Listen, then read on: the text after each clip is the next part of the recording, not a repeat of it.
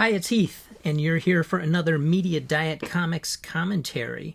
Today we're going to talk about two recent issues of Usagi Yojimbo, one of my favorite comic books. We're talking about number 13, which is part 3 of 4 of a storyline called The Return, number 13, and number 14, which is the fourth part of that story.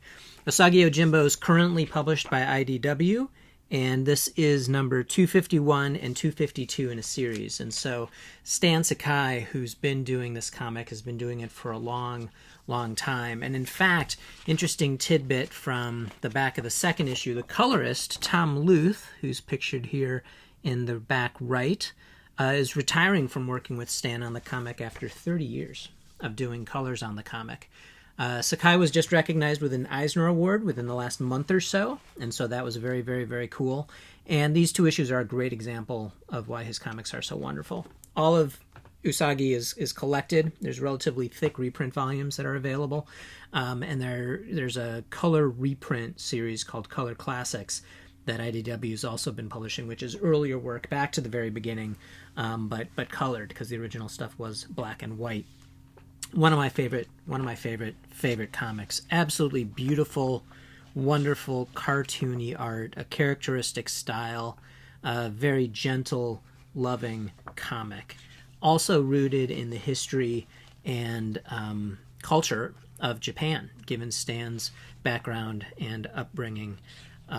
This storyline is the story of Usagi Yojimbo reuniting with a friend of his, Kenichi. They have actually had a falling out, but they were childhood friends, and returning to a village after Lord Mifune was deposed and his lands given over to another leader. And so they've returned. There are different warring factions aligning with various people, some aligning with Mifune, kind of as renegades or rebels, and they aren't quite sure where they stand, even having been friendly with and followers of Mifune as well. And so we've got Usagi's nursemaid, we've got Kenichi's wife and mother of his son, I believe, Kotaro, who's a youth. And this comic is wonderful. It's about rekindling friendship in difficult times. It's about a family facing struggle and challenge and having to decide where to align.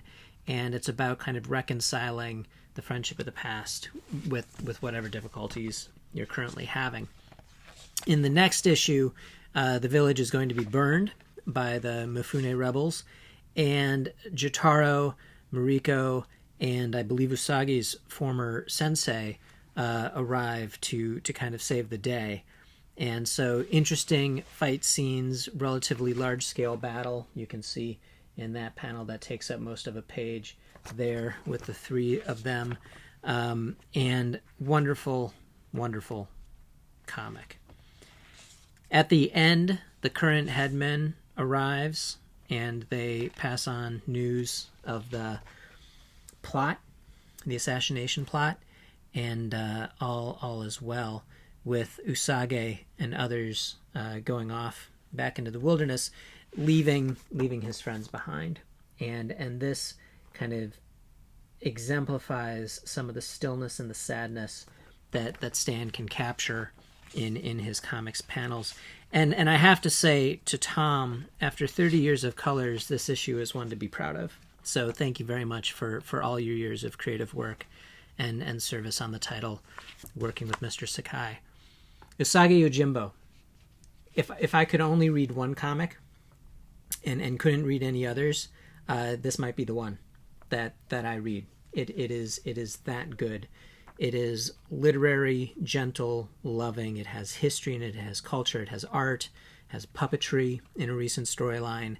And Stan's artwork and story is just absolutely, absolutely wonderful. So if you're not familiar with the book, be sure to check it out. There's a slight Teenage Mutant Ninja Turtles connection in that back when they were making the action figures in the earliest days, there was an Usagi Yojimbo action figure also, which I was lucky enough to have as a child, and no longer do, however. So there's a slight connection. If you like funny animal books, like Critters back in the day, if you like the Turtles, if you like stuff like that, check it out.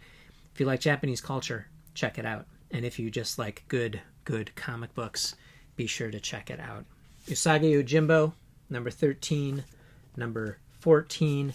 There's also the Usagi Yojimbo Color Classics, which are worth picking up.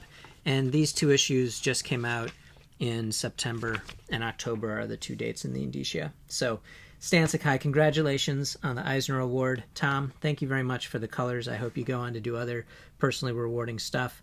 And media dietitians, be sure to check out Usagi Yojimbo.